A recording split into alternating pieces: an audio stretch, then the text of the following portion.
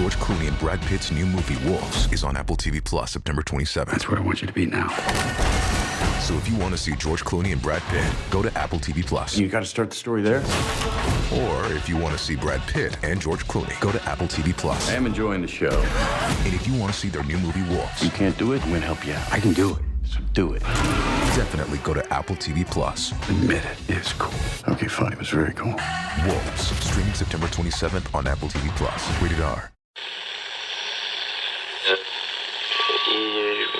Ampire.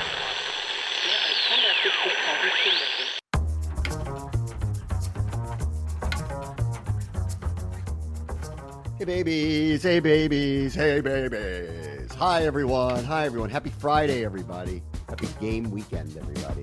Hi everyone, hi everyone, hi everyone. What's up? What's going on?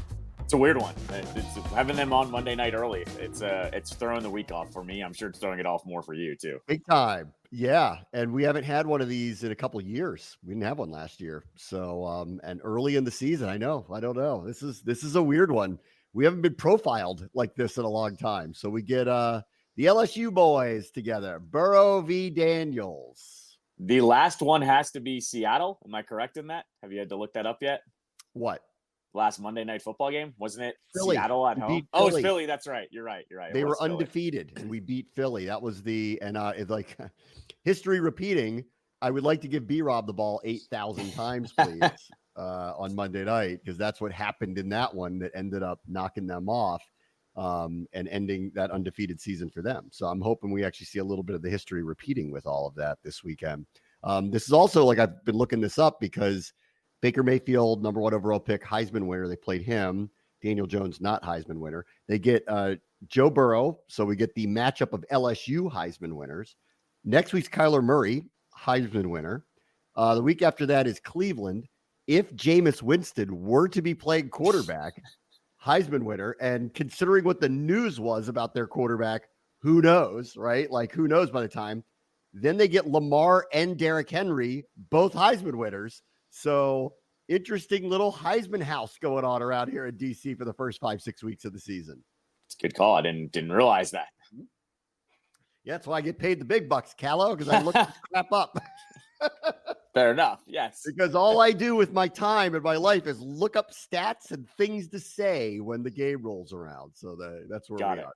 All right, let's get into I'll have obviously a full preview on Monday for you, but like let's get into where we are now because I've actually done enough of the review, and I'm probably, because I'm going to be there, probably not going to speak to you about it on Monday. So I'm going to talk to Kime. You're going to hear from Dan Horde, who's the play-by-play voice of the Bengals as well, and why they're 0-2, and I'll play that on Monday. And I'll give you my keys to the game, but why don't we talk through this a little bit and what I see and what I think.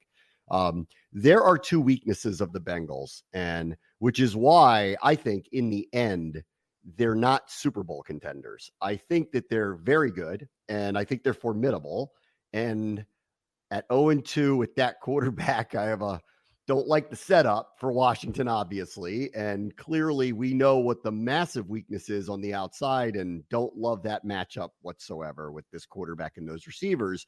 But there are 2 things that work in Washington's favor a little bit to try to, what I would describe as shorten the game again, potentially win time of possession again. And who knows, catch a break here or there, and suddenly they're in a fourth quarter of a close game. And that's what I'm hoping is going to like play out on Monday night. And the first one is, and this is not a surprise to me, by the middle of camp, we had talked about this a lot. I'm like, look at the profile of this team. They're heading towards becoming a run team, and probably more than you think, because you picture Jaden Daniels and extending plays with his legs and throwing the ball downfield, and maybe that passing game will develop, but right now against this team, they ought to go at their weakness, which is the center of their defensive line. They lost a draft pick in camp. They lost 2 players last week, Sheldon Rankins and BJ Hill, to injuries, both hamstrings. I don't know as of right now whether they're playing or not, but probably both aren't. They've had to call up. They brought in Lawrence Guy, who's a 14-year vet that was off the street, this past week. So they're very injured in the middle of their defensive line. They're giving up 160 yards on the ground. It's one of the worst in the NFL to this point. And one of the teams they played was the Chiefs, and I love Pacheco and everything, but that's not a run-first team, right? But they ran the ball down their throat because they're weak up the middle right now. So considering, I think, the strength of the Washington offense and the comfort level of the Washington offense is to give the ball to B-Rob, Eckler, and then run design runs with Jaden Daniels, this is the week to do that. And this is why I do think that there's a distinct possibility that this game is closer than people think it's going to be if Washington doesn't turn the ball over a bunch of times or give up a ton of explosive plays, because I actually think they can control the clock against this team, not unlike the way New England did in week 1. And it was funny. I was talking to some of the reporters and they're like, everyone's set up with they're 0-2. They're going to win. They have to win. They're a better team and all that stuff. And I'm like, you are overlooking the fact that a bad team beat them on their home field. And the only thing that they're really capable of doing on offense is handing the ball off to Ramondre Stevenson. And that worked. So I don't know, guys. Like, this game might be closer than you think, because the perception is the Bengals are really good because of their quarterback and receivers and doesn't take into account their weaknesses. And it's significant in the middle of the defensive line right now.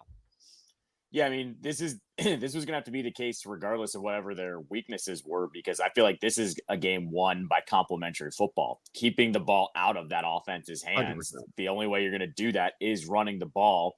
What does worry me is it looks like Higgins is probably going to play on Monday. So that's a nightmare that you have to cover both of those receivers with the way the secondary is going. And the only way you do that is it's kind of like the old 2000s Colts, right? They would score too fast. And then, they finally started to run the ball and they won a little bit more. That's the only way they're going to win this game, is if they play complementary football. Because if the Bengals score fast, you can still go and milk the clock and keep things close and hope you can strike in the end. The 200 yards plus rushing last week by Washington on the Giants was against, in my opinion, and no offense to the Bengals, a better front and certainly a better middle of the line with Dexter Lawrence. They have faced Vita Vea and Dexter Lawrence and have been able to run the ball effectively the first 2 weeks of the season. I think this line is more built to do that in general. Andrew Wiley looks re-engaged when they run the ball more. He's actually mobile. I would describe him more as probably like a guard in a tackle's body and so I think that this re-engages him. Cosby's been outstanding so far this season. Biotish has been really, really good to start the season. Allegretti looks better in my opinion, at this point in run blocking than pass blocking. So 1, this is their strength. 2, they've got a dual threat running back situation that they can lean on, and they've got a quarterback that's mobile. And 3, you don't want the Bengals on the field very much with the ball. So to me, it reads like I think you pound the rock here, and I think you go right at them in the middle and you try to see if they can stop it, because in the first 2 weeks, that's where Kansas City and New England both ran it, and they had success. And this is before their starting defensive lineman went out. So the easiest path to shortening this game is running the ball down their throat and moving the chains and having long drives. And all of a sudden you find yourself in a tight game with them. And then let's hope and pray, because I'll hear out everybody who says Chase and Higgins are going to get them. And I agree with that. That's going to happen at some point. But if we're sitting in the fourth quarter and that crowd's getting real weird because they think they're about to go 0-3 to Washington on Monday night, and they're turning on that team, well, watch out. So this is, to me, the game is for Washington. If they get away from running the ball, it's on them, and that's why they're going to lose. That's the other part about this too that I'm glad you mentioned, is that crowd has Super Bowl expectations. They're 0-2. And if this team, let's just say the first half goes well and it's 10-3, that's the type of thing that takes a crowd out of it, that really has them lose their minds a little bit. We like to joke around, when Washington beats people, coaches get fired. Well, when fans have a close game against them, they start to freak out a little bit. And so a close first half is actually going to raise the tensions up to a level that I don't think we've seen in a while. This is a playoff hockey crowd. Yeah. If this game is 1-1 in the third period and you're expected to win, you start freaking out. Yep. And, I think also last week proven, Jaden Daniels had his first fourth quarter drive. So cool, calm, collected. The big play was to a guy who'd been here for 10 days. None of this is too big for him. So I'm not worried about bright lights and Joe Buck and Troy Aikman and all that stuff freaking this team out. I just feel like things are different. I don't feel like they're a favorite in any way. And I'm not trying to, ghost skin tangibles on you here. All I'm telling you is there is a path to this game actually being very close. The two games the Bengals have played have been very close, and it's all going to come down to, can they stop explosive plays from Burrow to Chase and Higgins? And I don't really know the answer to that. One more thing on Washington's offense against Cincinnati's defense. So Trey Hendrickson's had a great start to the season for them. He basically got a rookie left tackle benched a week ago because they just literally could not stop him. He's been in the backfield. I will say this though, okay, and this is just my little amateur scouting here on this.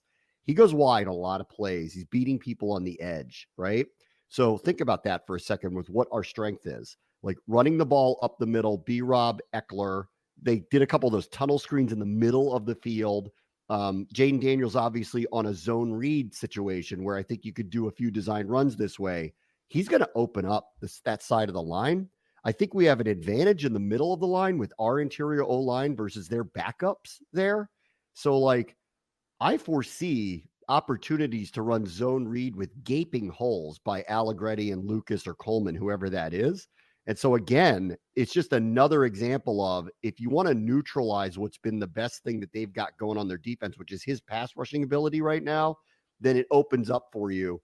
And I like that too. So like, there's another part of this. Like if they get into third and longs, we got a problem with this guy. He's really bringing it here early in the season. But if we can keep these things at 2nd and 6, 3rd and 2, gives you all the options. He's going wide. It opens the holes up. We move the chains, new set of downs, keep the clock moving, let Burrow sit on the sideline with these very nervous fans. So it's just another part of, here's how I think I would attack them here. No, and I think that was one of my like big positives against the Giants was they ran the ball so well, was 2nd and 3rd were so much more manageable throughout the game. And that's what literally was the difference between winning and losing on Sunday. You have to hope that that's going to be the case again, because it gives you the option to run on those downs, which is exactly what they need against a team just like this. Yes. One more thing on the Bengals defense really quickly, because I think I'm going to ask Dan Quinn about this tomorrow when I get a chance to talk to him for the broadcast. And I think Joe Witt may admit this today when he does his press conference. They are also very ball is life. Like I don't love their total package of talent right now on defense, which is just another reason why I'm like, I don't know that it's of a caliber to win, but I will say this about them. They're around the ball a lot. Their cornerback, Cam Taylor-Britt, made an unbelievable interception a week ago against Kansas City. One of those like Odell Beckham one-handed crazy interceptions. They knock a lot of balls out. So like where they are a sieve against the run right now, turnovers make up for literally everything.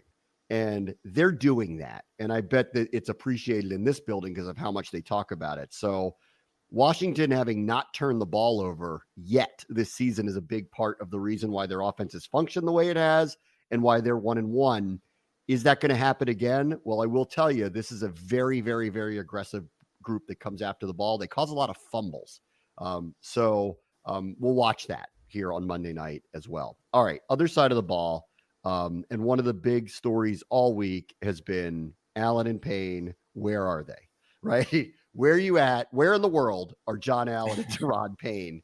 And so everyone expects them to have a big, I don't know about numbers, a bigger presence. And I would agree with that like their presence has been marginalized in the second game for sure.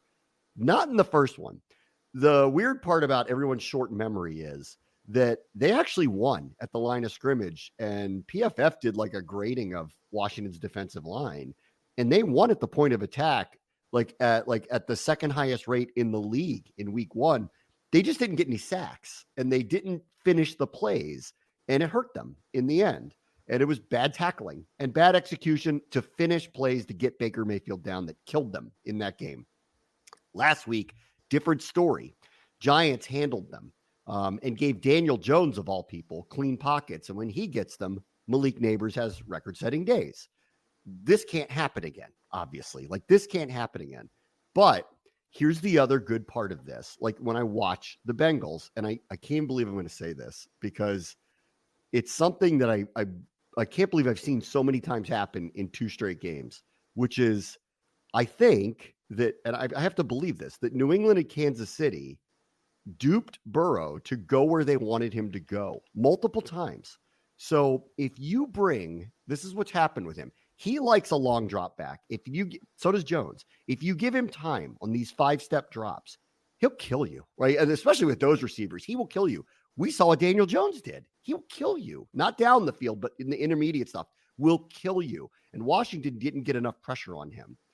But in the case of Burrow, what will happen is if you go wide with your edge rushers, he'll step up into the pocket. And if it collapses in the middle, he'll just take a sack and he will not throw the ball. So this is where the revenge of Allen and Payne can happen. I think schematically, you send Dorrance Armstrong, Cleveland Farrell, Dante Fowler, Jamin Davis if he plays, maybe a blitzer like Luvu around the edge to make Burrow feel that side pressure because he steps up every time. And you know what? At that point, if Allen and Payne don't finish those plays where the play is forced back literally to them, then I think we have a legitimate complaint about them. So that's where I want to see this happen this week with Burrow. I'm convinced that they're going to get theirs because they're gonna. Like the matchup of Chase and Higgins, assuming he plays against our corners, is not a good one, right? To put it lightly, that's not a good one. But if they can get Burrow to do what he's done the first couple of games, which is get him to step into the pressure in the pocket, which is the strength of our line, then Allen and Payne will have no excuses but to have made plays this week. So another key for them to win is the revenge of Allen and Payne.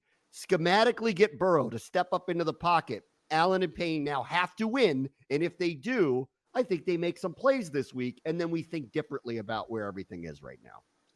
I think one of the other storylines here with Allen and Payne that I found funny, at least yesterday, I had a very brief show with the Orioles, but I addressed it.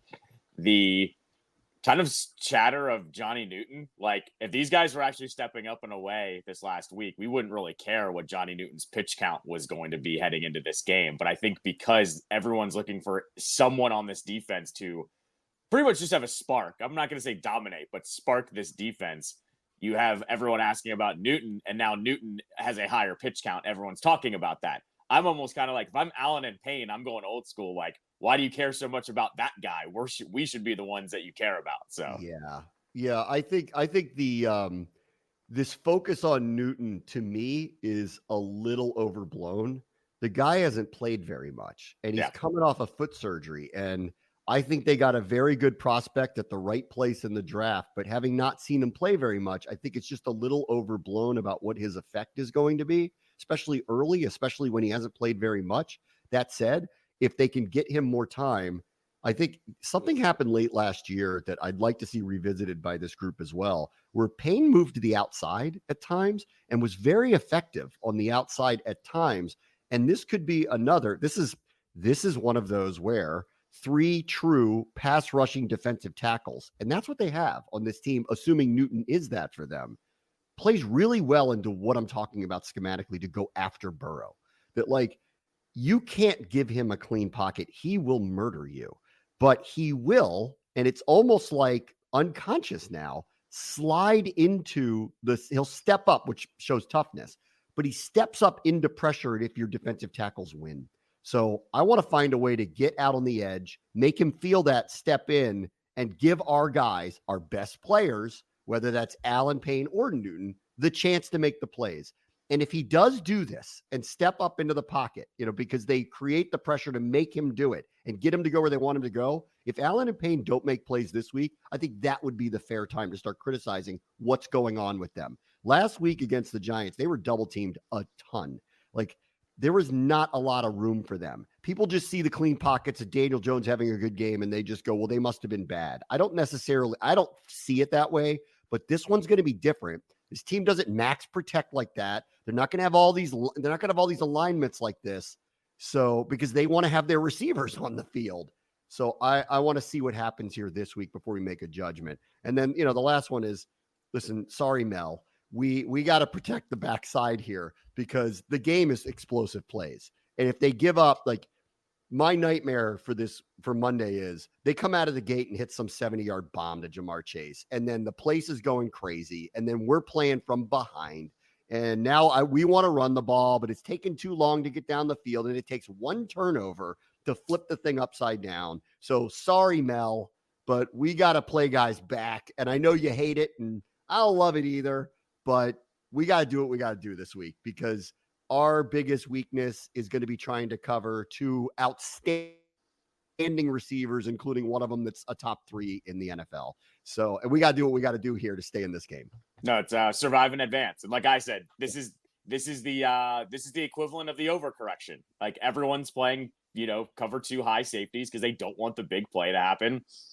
Do it until some other team figures it out. And that's why you're seeing some really good rushing totals now too. Like, I think a good example of it was Breece Hall last night. Like, they're relying on that guy quite a bit because all these teams are trying to prevent the big plays from happening. You're seeing the teams that can run the ball are actually being really successful. So yeah, it's going to keep on until, people figure it out. Yeah. We have to do it. I mean, we don't have lockdown corners. Right. And they have really good receivers. The weird part is, this is really interesting because, they have a new offensive coordinator there. 14 targets last week went to tight ends. They play multiple 2 tight end sets there. Now, is that going to change with Higgins back? Because Higgins hasn't been there. Maybe, maybe they felt like their best option. Because if you go beyond Higgins and Chase, there is no Tyler Boyd on this team this time. So they don't have this really good third option. So maybe they just feel like they're like how Washington's probably thinking about it. Let's put Ertz and Sinnott out there as opposed to a 3 tight end set, because those are better receiving options for us. Maybe they'll think differently with Higgins back, but just note that the ball's been going to Gesicki, Tanner Hudson. They've got this very good, looks very good rookie named Eric All out of Iowa. Like, they're throwing the ball to the tight ends early, not to the receivers. So we'll just have to see how that goes. All right, let me take a quick break and we'll go through the week 3 slate next. Everybody wants to show his bet 630s per cap.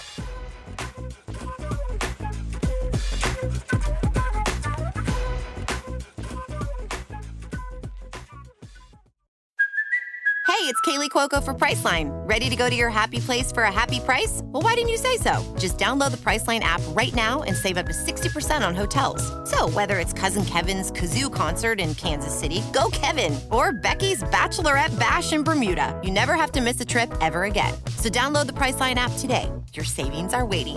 Go to your happy place for a happy price. Go to your happy price, Priceline. Reporting live from under my blanket, I'm Susan Curtis with Dunkin' at Home. Breaking news, pumpkin spice iced and hot coffees are back. I'll pass it to Mr. Curtis with his blanket for the full story. That is so right, Susan. It's never too early to get in a spicy mood. I'm talking cinnamony goodness that's so tasty, people don't want to leave their blankets either. Back to you. No, back to you. All you. The home with Dunkin' Pumpkin Spice is where you want to be.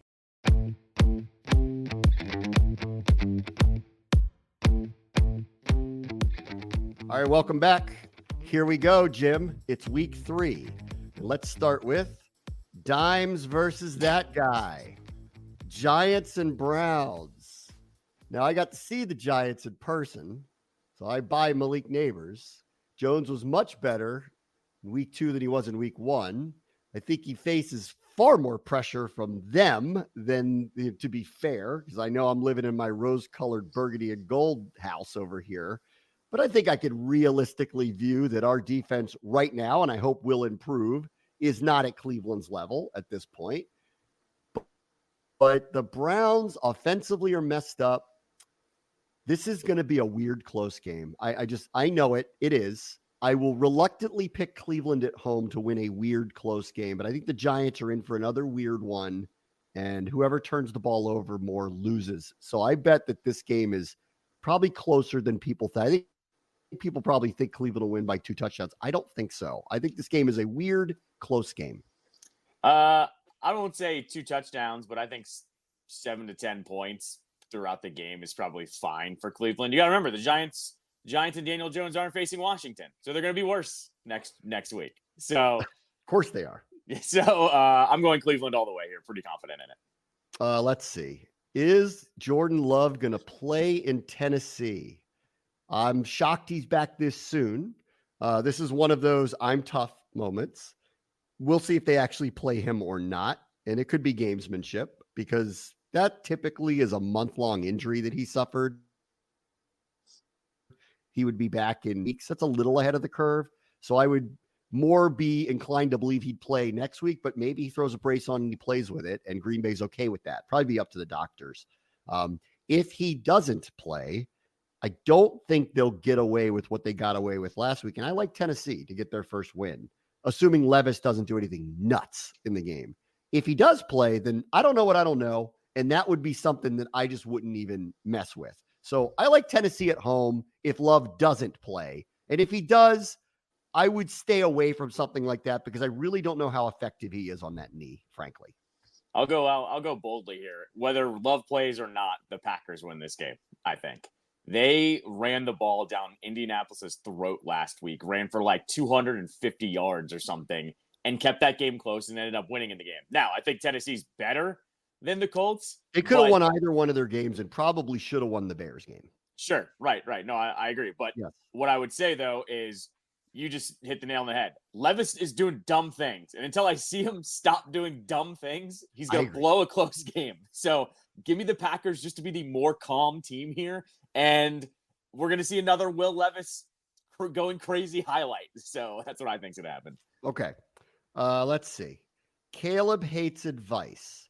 So we found out after he lost in Houston that CJ Stroud tried to say something to him, and in the name of advice, not getting on nothing.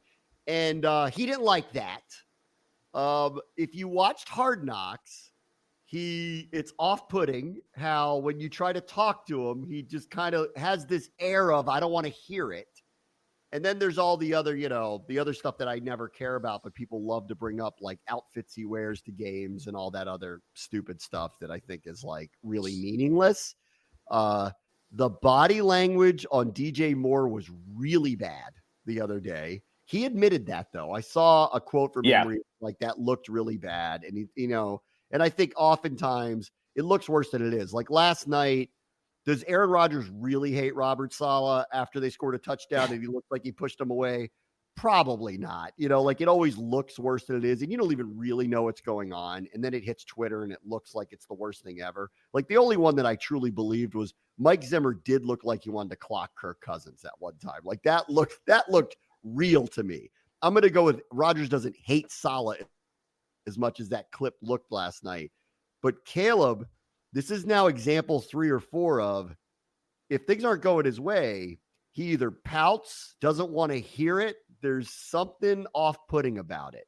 So he better start playing a little bit better. And I mean soon, because, I think people have empathy for rookies who look like rookies and sound like rookies and act like rookies, but ones that think they're God's gift are going to get crushed in the media. So he better be careful here perceptually. And this is one where the Colts just lost to Green Bay without their quarterback and scored 10 points. Chicago kind of has to win this game. And I actually don't think they will, but I think they kind of have to. To your Aaron Rodgers point real quick with Saleh, just because we didn't talk about that game. I liked Rodgers what he said. He just said it's early. That's all. Like, don't celebrate too much. It's early. So I liked Rodgers saying that to Saleh. Like, hey, guy, calm down here. Like, it's still the first half. On the Bears, I'm not rooting for their downfall at by any means, but I didn't like the way Caleb acted all through the draft process. And not that I'm actively rooting against them, but like what goes around comes around on this one. And the Bears loaded up around him without him seeing a snap. Like the expectations there, I think we all said it through the offseason, like that offense could be really, really good with all the skill position players they have. And the fact that they have just looked this terrible is actually like the red flag of all red flags. Like if they had shown a couple signs here, a big play here or there, and the totals weren't there, I'd say, fine, they're just going to work through it. But they don't look good at all. Like you said, the body language of Moore, not good either. No. I'm like, this is one that could go sideways because if Caleb's doing this too, where he doesn't even want to like listen to another guy that's only in year 2, I don't know how you get through to him at that point. And then if it goes crazy, well, he's going to be the classic. They're going to fire the coach. It's going to be a new coach coming in. And that always kind of flips things around for a while. So I thought like it was the one thing, like I think this guy Ryan Poles has put together, made some very good trades, obviously, and has put together what is a very competitive roster that's not timed up very well. Well, they've got a rookie quarterback. And I think there's a lot of pressure on him. They named him the starter immediately. I don't blame them. They didn't have anybody else, or they chose not to have anybody else by letting Fields go. And then, and then they kept the coach, who was under fire. And, if this goes wrong, they're going to make a change, or Caleb's going to ask for them to make a change. And then if that happens, it gets real weird, like real fast. Yeah. So this is set up for it's going to go a little cuckoo. And if it continues to, by the time Washington plays them, that's going to be some weird headlines. Weird, right. Boy, what goes around comes around. Remember the weird headlines we had playing them a couple of years ago? What, on Thursday night?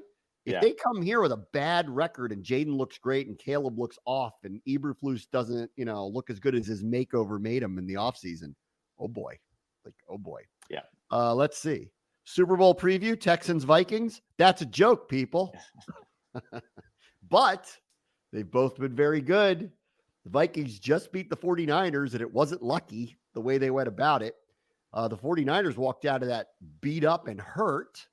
I like KOC. I think he's a very good coach. I don't buy Darnold to go far, but I didn't buy Baker to go far last year either. So who knows? And the Texans, as it's turned out, at least early in the season, are very good. And, let's see. I mean, that said, they've played the Colts and the Bears, neither of which look very good right now. So we're seeing them, I think, against a first opponent that is very serious here early. So we're going to find out a lot about both of these teams, I think. Not to mention that Texans-Bears game was a dogfight. That game wasn't in hand until the fourth quarter by the Texans. Their defense was so good, though, you knew that the Bears probably weren't going to come back. This is a good litmus test, I think, for both teams. We're going to see whether both of them. I agree. We're going to see what both teams are made of here. If the Vikings keep this thing close, okay, they are a little bit more legit than we think. If the Texans pull ahead by 10, 14 points, we're going to say, okay, they're operational. They're fine too. Who dat, Sirianni? Oh, man. I love car wrecks. And this one has one written all over it because the Saints are shot out of a cannon this year for whatever reason. They're the team that's throwing the ball. Mel must love them. They throw the ball down the field and score touchdowns. They've put up 90-something points. One of them was in Dallas. And now they get the Eagles. Short week. Blew a game. Okay, blew a game late. Sirianni's already acting weird in the press conferences about who spoke to the team and who didn't. And one of them wasn't him. The coach didn't speak to the team after the game. Now they go down there. They're catching the Saints, obviously at the wrong time to catch them. I am glad we're playing them in December now because I don't want nothing to do with them right now, the way that they're scoring. And the Eagles could very easily be 1-2 after this.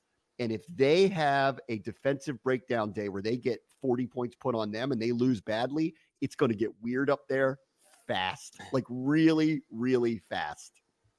This is one of those games. It's kind of it's too easy. It smells I feel like I want to pick the Eagles just because everybody's picking the Saints and it's a home game for them. Oh yeah. I wouldn't, not obviously I can't, engage in any of that stuff, but I wouldn't touch this. Right. There's something ain't right about that one. It isn't. Yeah. And here's the other thing too. I talked about this on my show a little bit. I think Hurts, this is the game where he probably steps up and doesn't make these boneheaded decisions because he's probably starting to feel it a little bit. We've had 2 weeks in a row where he's had not just a bad interception, but stupid interception where he threw the one in triple coverage with Green Bay. Then the one where he didn't have to throw it up at the end of the game with the Falcons. I have a feeling he's going to play really well this weekend, win or lose, because not that there's huge danger of him getting benched, but if he throws up another stupid interception, you know how that crowd and that media is going to get up there. And it's going to be, oh, you're making $50 million a year. You're throwing it into triple coverage. Why are we paying you this money? And it's going to get really bad, really fast if they lose. So I think he's going to step back up. Let's see.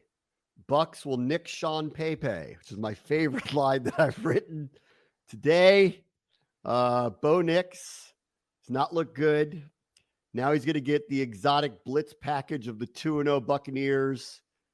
I'd be surprised if Denver wins here. I would be very surprised. It's down there too, right? It's in Tampa. Yeah, I'd be surprised if they figure it out here early. So that would put them at 0-3 with a rookie quarterback. And if they were to turn to anybody else, it would probably be Zachy Zach. Good luck, Your Sean, boy. with that. Good luck. A lot of luck with that in that division. Good luck. You haven't played the Chiefs yet. Good luck with that. I think this is the biggest blowout of the day. I think that's the biggest blowout of the day is Possible. the Bucks against the Broncos. Very possible. My red zone specials this week: Carolina, Las Vegas, and unfortunately Miami, Seattle because of the Tua injury. Let me know how it goes up there, boys, because I just don't care about Skylar Thompson. So good luck with that. And then Carolina, Vegas. Andy Dalton, I assume, makes Carolina a little more reasonably competitive, but we're staring down Vegas being 2-1 and asking the question, are they good next week? So I guess we'll just have to see. All right. What could be game of the day and yet another car wreck game for sure. The Ravens could be 0-3 very easily. Dallas could be 1-2 very easily. Dallas has already been blown out at home once. And I trust that the Ravens are going to turn their season around. And it could start here. This one, the post-game press conferences, either way, are going to be amazing. Amazing. This is one I have pegged too, especially with how it's gone for Dallas these first 2 weeks. I think this is going to be a very heavy Ravens crowd over there in Dallas I too. wouldn't be surprised. Yeah. Like, I think Ravens fans, like I've said before, are one of the more underrated traveling fan bases. And I'm sure they circled this one knowing that they don't go to Dallas that often either. Every 8 years. Right. So I'm guessing this one actually goes Ravens heavy. And if it goes sideways early, which it usually does with the Ravens, right? Like they usually go up early in every game. Oh boy, those crowd shots are going to be amazing. I'm with you though. End of the game is going to be great regardless. Yeah. I think they're going to ask Jerry after the game why he didn't go after Derrick Henry. That's what I have a feeling is going to be the question when he scores 2 touchdowns on them this weekend. Yep. And I just can't picture the Ravens at 0-3. So I think they're going to figure out a way to win. We get Rams and 49ers without the Rams or 49ers. So this game means nothing to me because of how many stars are not playing in it. I don't think it's going to be indicative of where either one of these teams are by the end of the year. But the Rams, I think the 49ers are a little deeper and more built to win. So I expect them to, even on the road, even without a number of their stars. I don't know how, I can't see how LA is going to score very much with the people that are missing. So, this is an unfortunate one. Like this should have been a great matchup that's just missing too many people. We've got kneecaps versus take the bus. Detroit, Arizona. Arizona pulls this off, okay? If they win, they'll have beaten the Rams in Detroit and near missed at Buffalo. That's not going to be pretty on a short week for us. Yep. At all. Yep. Exactly. So the take the bus guys getting the last laugh here. I've told you this too. I don't like Detroit early here. Like I've said, how are they going to react to the extra pressure? This has trap written all over it, especially with how good the Cardinals have played. And now you get the Lions again reeling just a little bit. I think this one's actually really close. I'm not going to pick a winner, but I think it's really close. I'm going to take Lions as I kind of trust them. I can't believe I'm saying this, but modern NFL, I do. I trust them. Third tough game that they've started the season off with. I mean, they've had a really rough schedule here early. And this one's on the road for them too. I'm going to take them. I think you're like the we'll fight you. What was it in the gravel pit or whatever he said they were going to do? We'll fight you anywhere. We'll fight you in a junkyard. Like, I think we're going to get one of those. You'll find out if Arizona can keep up with something like that. And I think Detroit wins probably a close game. And then the last one is, I mean, Kirk can't win 2 straight night games, right? I mean, like that's, he can't beat Philadelphia and Kansas City, right? Back-to-back weeks. Like, I know it's in Atlanta, but I don't think so, right? If they keep it close, you never know. If he gets the ball last, I'm just saying. Kansas City's banged up too. They are banged up. Pacheco's hurt, right? Pacheco's hurt. They had to sign a running back and then put Hunt on the practice squad. By the way, they haven't really activated Kelsey yet. Like, he has nothing this year so far. I'm just saying, possible trap game here. I think the Chiefs win, but they are banged up here a little bit, and the Falcons are riding the momentum. Oh, man. Boy, Stephen A. and McAfee are going to love it if the Falcons win. Get to talk about them winning back-to-back against the Eagles in Kansas City, especially if they're close and especially if it's a comeback again. Yep. Nelly. I got KC, but I'll see it. I'll hear it out. It's not like they go undefeated, so I'll hear that one out. Yeah. All right. One of the all-time great scorers in NWSL history, Ashley Hatch, will join us next. Bram, watch the show. ESPN 630 Sports Capital.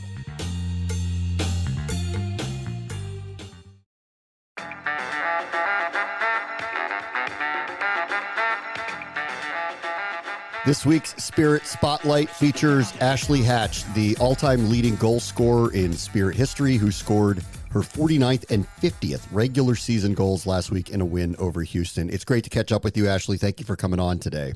Yeah, for sure. Thanks for having me. What do those numbers mean to you? 50 regular season goals. What does that mean to you? I haven't had a ton of time to think about it. I didn't even know that I was close to 50 going into that game, but when I reflect on it, I think it's just a testament to a lot of hard work, a lot of, playing with a lot of amazing players, and majority of those goals have been to Spirit and a lot at Audi Field. So just lots of fun memories and a lot of hard work behind all those goals. I don't know if I want to hit you up with all the history, but the numbers are kind of astounding. You're only the 7th player in the league's history to get to that mark. Obviously, you've played a ton of time here. You surpassed 9,000 career minutes for this team. Can you just kind of give me a sense of just, I know it's hard in the middle of your career to kind of take stock of it. And I can sense, I know you don't want to go there too much, but the numbers are really stand out. So I wonder how you kind of take that all in right now. Yeah, I mean, it's definitely exciting to see those numbers, and it's fun when, Luke or Sam was like, oh, guess what? You got 50 goals, or share these random stats with me, which is fun. But like you said, the job is not done yet. This season has been just amazing with the Spirit, but we still have a lot of work to do. And so that's where a lot of my focus is right now. But it is nice every once in a while to take a step back and just see how far that I've come as an individual and as a player. But it also makes me just that much more hungry for the future to continue to add more to all those numbers. So this has been a different year, obviously, for you in terms of usage. Last week, you were back in a more natural spot. You cashed in a couple of times there. Can you kind of take me through this season and how you've seen how it's progressed through this year? Yeah, definitely. With, new coaches and new coaching staff and lots of new players, there's just a lot of rotation. And I found myself in starting, not starting, coming off the bench in all sorts of different positions. So for me, it's just my focus has been making sure that I'm ready and at my best for whenever I'm called upon. And so that's been my mindset. So whatever is expected of me week in, week out, I'm ready to do it. And so obviously I'm always grateful when I get a start and when I get more minutes, but I'm always ready to do what the team needs me to do. And just going to keep doing that this season because we're doing really well as a unit. Was it a tough adjustment for you this year early to think of things that way? Yeah, it was definitely tough. I mean, I've been consistently a starter for this team for a long time. So to have a little bit of a different role was really hard, but doesn't change who I am as a player. And I think finding that out for myself has helped me, and working hard at training every single day, being around my teammates and then working hard every single day also helped me. But yeah, I'd be lying if I didn't say it was a challenge. But I'm happy with the spot I'm in right now. Okay, so what does the last match do for you? Does that kind of reinstill the confidence, or to score twice in a match and get a start like that? How do you kind of take that in for the rest of the season? Yeah, definitely. Scoring always adds to any forward's confidence. So scoring and winning are all good things, and especially going, to Kansas City, they're a great opponent. They're going to be a good challenge for us at their place. So we want all the confidence. I want all the confidence I can get going into that game. But yeah, I think you nailed it. Confidence is definitely something that we've got. We had talked about this last time when you came on, but you have your own podcast. It's called the Ditto Podcast, and it is about mental performance and well-being and all that stuff. And I wonder how your experience of playing this year, this point in your career, kind of factors into what you talk about on that podcast. Oh, yeah.